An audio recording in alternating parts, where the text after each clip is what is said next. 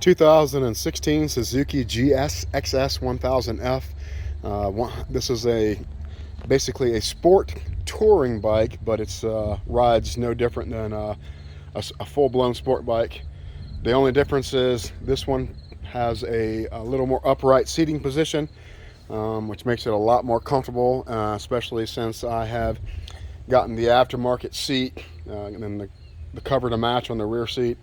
And I've ridden this thing 3 hours, actually 6 hours total in one day, and was perfectly comfortable, which is unheard of for sport bikes.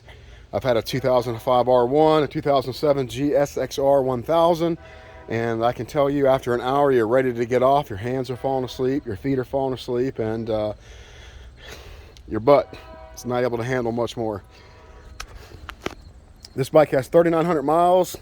As you can see by the tires, they're in great shape. MRA double bubble black windscreen. Got the full carbon fiber, and it's genuine carbon fiber. It's not the fake stuff. Side tank covers on both sides, the tank protector on top, and the upper tank cover. It looks really good on this bike. Also have the Max Racing steering stabilizer, as well as the Oxford heated grips, which is you can control how hot you want the grips to get. And I'll tell you what, in the wintertime, you'll be thankful. I don't do a lot of winter riding, but one day we went out and it was 40 degrees. If it wasn't for that, I probably would have stopped and went home. Got the full race stainless steel M4 exhaust header all the way back, a cat delete, which sounds great on this bike. If you know anything about motorcycles, you're not usually seen, but the thing that can save your life is to be heard.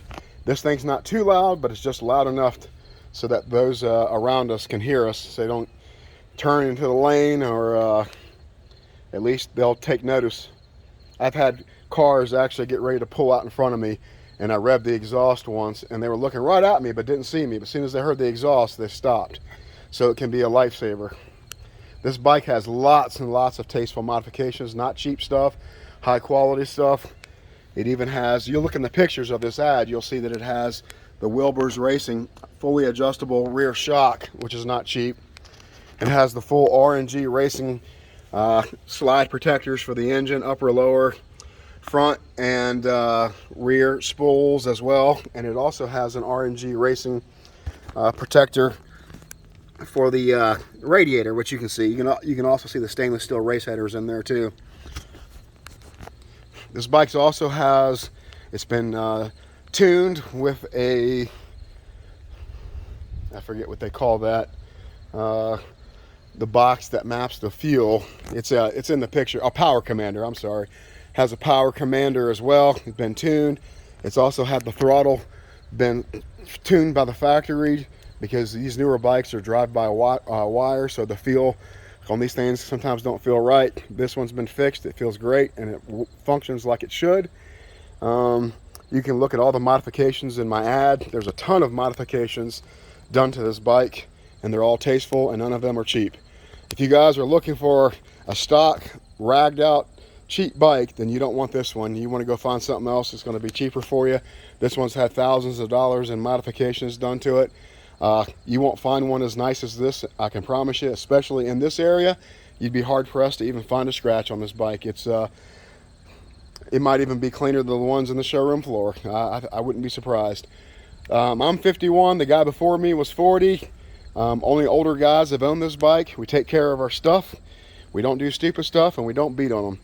So for somebody who's serious into riding and would like to be able to ride longer distances than their regular sport bikes, this is your bike for you. It's rated at 150 horsepower from the factory.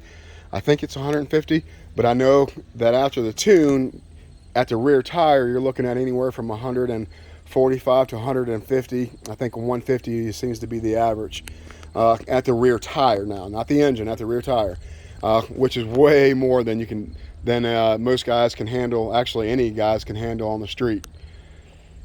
So you got the performance. I also have a rear tail delete, brand new in the box, for those that don't like that and want to get a rear tail. And I also have the flush turn signal mounts for the front, and brand new in the box for the guys that may want it.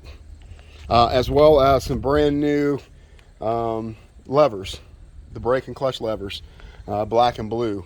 For me, I've just been comfortable with it. Doesn't bother me. It makes me easier to be seen for turn signals. I'm a little older. I care more about being safe than I care about everything looking as cool as it can look. But anyways, guys, this is an awesome bike. It rides great. And let me fire it up so you can hear the exhaust.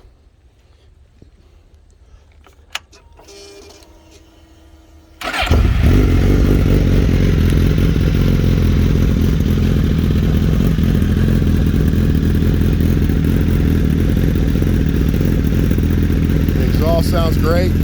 It's not too loud, especially at idle, but if you want to be heard, let me tell you, it can be heard.